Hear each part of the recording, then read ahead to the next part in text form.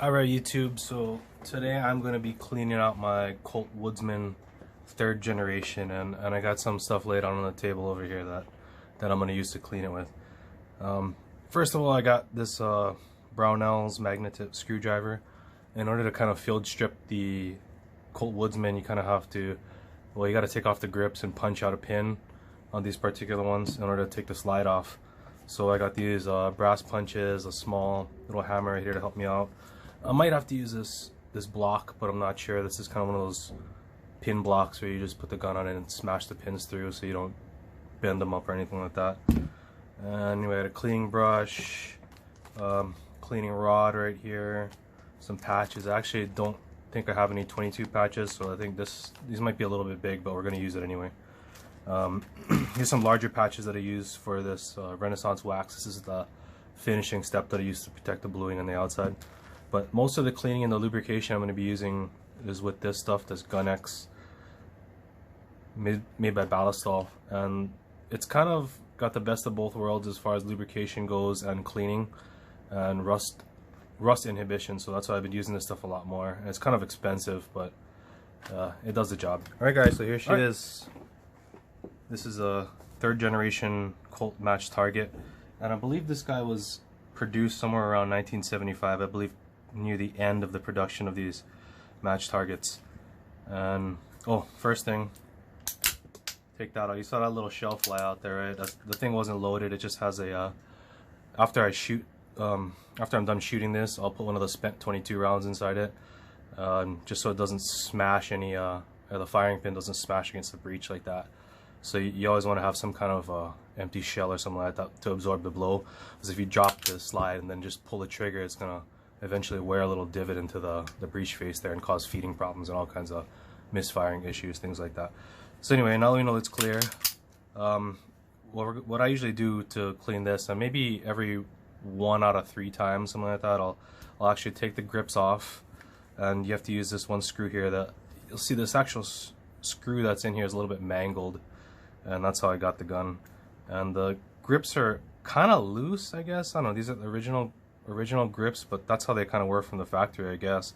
But they kind of have a little bit of play to them when you squeeze the gun and whatever. But anyway, the fit and finish is pretty good on this particular gun. And I shot maybe 500 or 600 rounds of 22 out of this guy, and we're gonna see how dirty it is. You can kind of see through here. Hopefully you can see down there.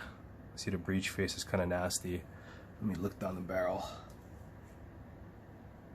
The barrel doesn't look too crusty down there. You gotta kind of hold it up to the light to see. But anyway, in order to get this slide off, there's this little button down here that'll keep the recoil spring captured so that it won't return the slide back forward. And I'm gonna have to take off the grips and remove one of the pins that's back here in order to let the slide free. And first things first, I'm gonna get the screw off, and then we'll go. Alright, so here she is with the grips off. Just took out the grip screw using the Brownell's magnet tip, and you can see the magazine well, and actually it's kind of brown and surface rusty a little bit down there. Kind of always looks like that, but when the magazine's sliding in and out of there, it's going to kind of chip away the bluing or whatever, so you kind of got to pay attention to that. But mainly I like to take off the grips, because look, actually I can see a little bit of surface rust forming right over there, right underneath the grips. So I'm gonna take care of that as well right now.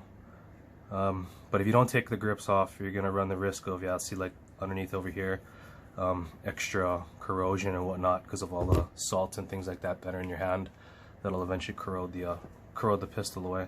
But the pin that we're gonna want to remove is this one right here. So it's the one in the back, and it's gonna take it's the one that holds this mainspring housing and whatever in here.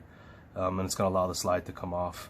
Don't take the front one off. I believe that one holds the sear in, and I'm not really a fan of taking apart these kind of Browning design guns, because everything's kind of under spring tension. You gotta maneuver everything and wiggle it into place under tension, and I just don't like taking apart these kind of Browning guns unless I absolutely have to. So we're only going to take it apart as much as I need to right now. So now that this is off, what I'm going to need to do is, see this little detent on the top here, this little button. You pull the slide all the way back and like eventually, or over the top, and then hold this little button down and then let go of the slide, and now the slide, you can see it kind of move freely like this. And now I'm gonna have, well, it just let go. But anyway, once that thing is loose like that, and then I punch out this pin, it should allow the slide. So I got here is a 3/32 punch, and I'm gonna just try and press it through without hitting with the hammer. Oh, there it went. And this is a brass punch too, because I don't want to ding anything up if I don't have to. There's the pin. And then the mainspring housing should kind of pop off. Alright, so after the pin is out, you're going to want to press up a little bit underneath here and allow the housing to come out like that. And there we go. Here's the back of the grip. And underneath here you can kind of see what it looks like under there. There's the mainspring. The mainspring, the back plate, and the housing over here. And there we go, the slide's off. Now underneath here you can see that that little guy, that kind of reddish or copper color kind of piece underneath there, and that's the guy that's holding the recoil spring and the little guide in there. So you don't want to let this thing go, because it's going to be kind of a pain in the butt to kind of put back underneath there. So now that the pistol's like this, I can clean down inside the magazine well, underneath the slide rails, things like that, underneath the grips, and get in from the back to go up and down the barrel. So first thing I'm going to do after this is I'm going to kind of take the nylon tip brush and get a little bit of solvent and kind of just scrub all the hard, kind of compressed and caked on carbon or whatever on top of it off. I'm going to do the same thing for over here too. You gotta make sure you don't get too much down in the firing pin channel, because I'm not planning on taking apart taking out the firing pin and the extractor right now, because I just done that. But in order to do that, it's not too difficult in here. But anyway, don't want to get too much junk down in there. You don't want it all gunked up inside there, because then you're gonna have firing pin issues and sticking and whatnot. All right, let's get started.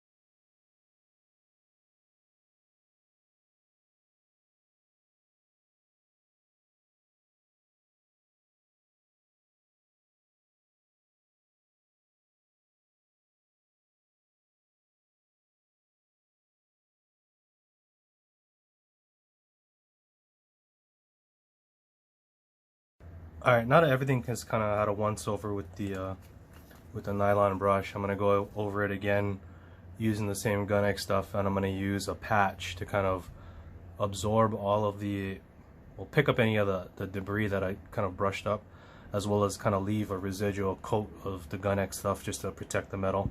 And I don't know if you guys saw me on top here, but I was kind of scraping at this particular spot over here with a little 22 shell, and the point of that was to get the kind of surface rust off. So there's a little mark left in the bluing after I'd done that, but the surface rust is now gone. That was on the little spot over there. And the reason I used the brass shell was to not mar any of the bluing around that particular rust spot. But if there is surface rust already showing up on top of the bluing, there's pretty much you're gonna be lucky if it just ate through only the top surface and didn't go all the way through, leaving you with a kind of white spot underneath it. But otherwise, this pistol is in pretty fantastic condition. I mean, it's been shot a lot, but it looks really nice still. It's just covered in oil right now, so I'm gonna get the patch, and you'll see me wipe all the stuff down again. And once I'm done with that, I'm gonna apply a light layer of oil in the slides, inside the slide tracks and things like that, just to keep everything lubricated.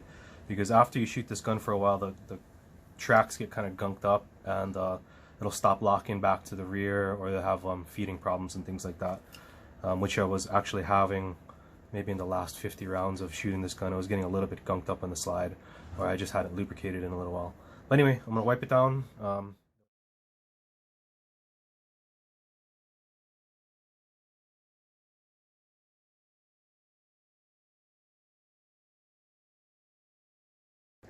Alright, so I'm going to take some of these patches and clean out the barrel now.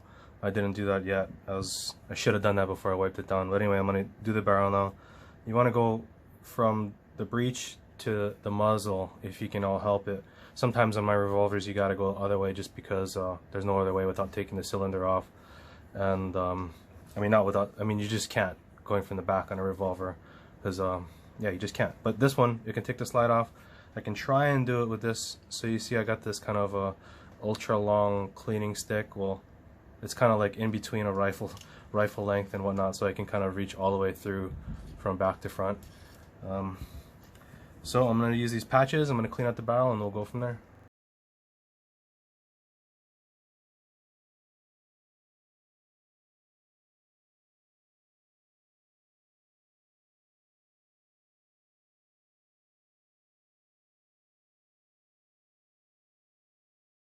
Alright, so I ran a few patches through until it doesn't come out dirty anymore. This is just the oil on top of the tip itself. And what I'd done was I didn't have any small patches. I only had, like, I think these are 9mm size patches. But anyway, I just cut them in half. That way they fit easier in the 22 size.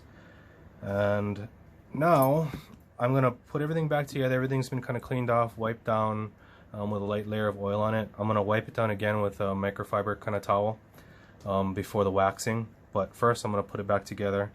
So what I'm going to have to do is put the mainspring and the mainspring housing back in the back, have the slide back on the top, and put the pin back in to capture it all. And we'll go. Alright, so put the mainspring back in. I'm going to put it back in up this way. Slide it under like that. Now I'm going to get the slide. I'm going to slide it back onto the pistol. Put it back into place there. Oops, the mainspring fell. So the mainspring has to go underneath that stirrup underneath there. Get that into a little slot. There's a little slot that the back of the mainspring fits in under there. And we're going to get this guy, the mainspring housing, slide it in there underneath.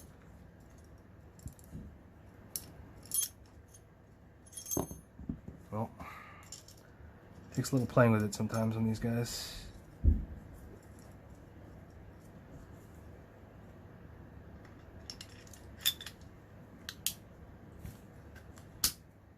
There you go.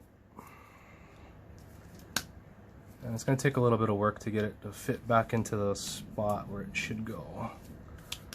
Because it kind of just, it wants to keep popping out under spring tension. So once I get that back in there, I'll show you guys how it fits. So right there, I got it back in right now. I'm going to pop it back out just so I can show you guys again one more time. You just push up on that way. And the way that it's sitting in there, there's a little notch inside the grip back there. The mainspring's facing down. Let me dump it out. And you see that little stirrup down there. This goes underneath that. The hammer needs to kind of flop up a little bit. This goes under, the mainspring goes underneath the stirrup, and then it fits into that little groove on that side. And then you're gonna take the mainspring here, make sure that the hammer's kind of in the up position and the stirrup is down. Slide it underneath this way and press it up underneath. You're gonna feel some tension from the stirrup engaging on the spring, and there it is. It's kind of back into place right there. And then I'm gonna get the pin and just kind of start it with my hand. Make sure it all fits in okay. I don't think this is a directional pin, but we'll find out right now if that thing's hard to push in or not. Yeah, it's kind of hard to push in that way. There. Might take a little bit of coercion to get that thing into place. It's like I said, everything's kind of under spring tension in here. So let me get this pin in and I'll resume. Alright, so it's kind of in there. I'm just going to take a light tap with this nylon section of the hammer so I don't bash the bluing any. Just so I can get that thing squared away and even. So now we're all back to flush there on this side and that side. Now let's make sure that the slide can go back forward. There, it released. Alright, So now I'm going to add a little bit of lubrication into the slide itself, and then I'm going to wipe down the pistol again, get all this extra oil off of it, and then I'm going to wax it.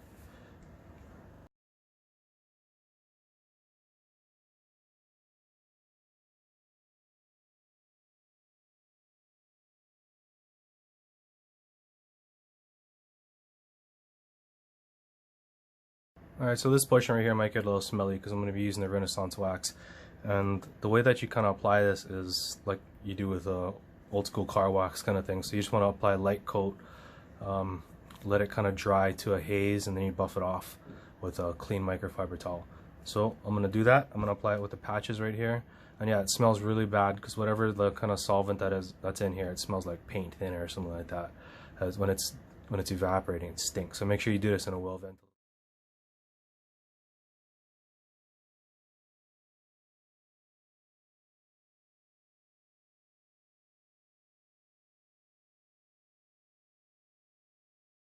Alright, so you can kind of see that the pistol itself, well, it's got a little bit of lint on it from those rags, but anyway, it's got kind of a matte finish, or you can kind of see that there's like a coating on top of it. It's been drying for a few minutes now, and it's mostly dry to the touch. It does feel a little bit waxy, I guess, so I mean, it's definitely appropriate that it's called like wax, because it actually is a wax. But anyway, I wanted to focus on getting underneath the grips, give it a little bit of protection, because like I said, on my particular pistol, it's wood, and it doesn't have like 100% mating finish to it, so it kind of wiggles a little bit, so that vibration will eventually kind of wear a little bit of the bluing away and start getting some rust under there. So any protection that you can put under there, the better. Particularly I want to put on the slides as well, because this is the part that you're going to be grabbing all the time. So in these serrations on the back, this is where a lot of surface rust likes to develop. But mainly I just want to protect the bluing on the side itself. So you can see right now it looks kind of ugly and dirty, but I'm going to go over it with this cleaner microfiber. And be careful, these can kind of scratch surfaces too, especially the edges, the tags, things like that, like you'd scratch your car when you're polishing it. But anyway, I'm going to get all this wax off, and we're going to kind of leave it at a nice.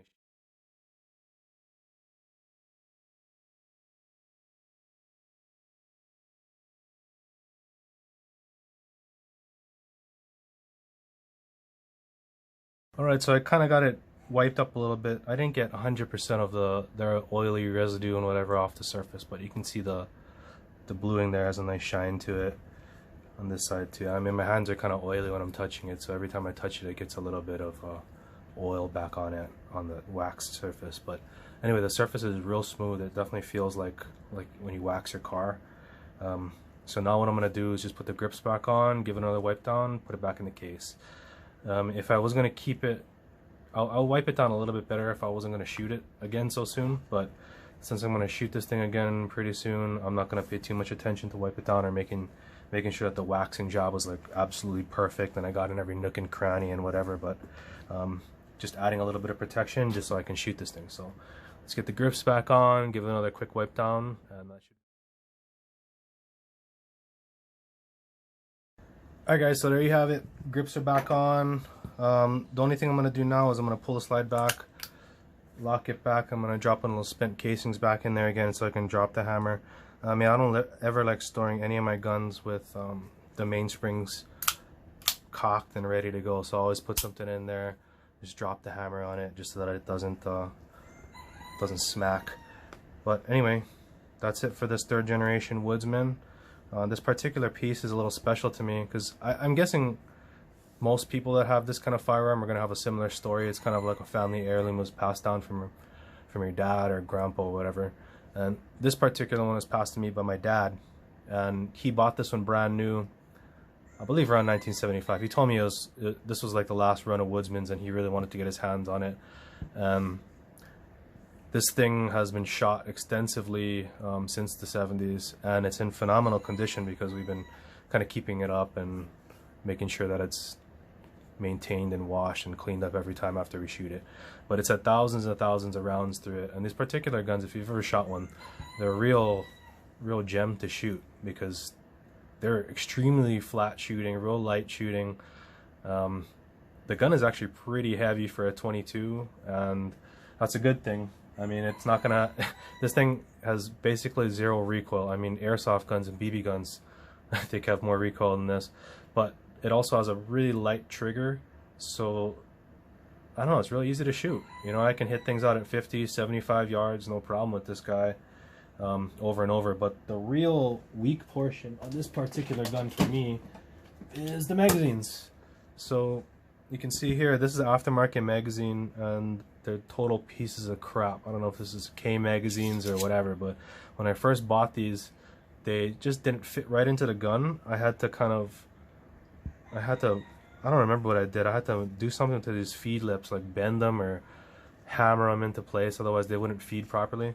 And another problem is that the spring in here is so weak that when it gets gummed up, it absolutely has feeding problems. It's only a 10-round magazine, but if you load this thing up to 10 rounds, it'll jam on the second shot almost every time, just because it doesn't have enough spring pressure to push these guys up there fast enough. And sometimes it doesn't let the slide lock back open after the last round, so the last round holdover doesn't work, because these particular guys are really weak and they don't push up on the with the spring tension like the original magazines do. And these are kind of sealed. I haven't tried to take this thing apart yet, but I'm not sure if I can, because there's no real place to grab it or disassemble it, and I can see the spring inside there, but that's about it. This is kind of like one of those you just spray it out with solvent and spray it out with compressed air, and that's it. But this is the real weak point of this particular gun. The gun itself, I don't have any issues with. This thing shoots real nice, but the magazines, this is what causes the feeding issue.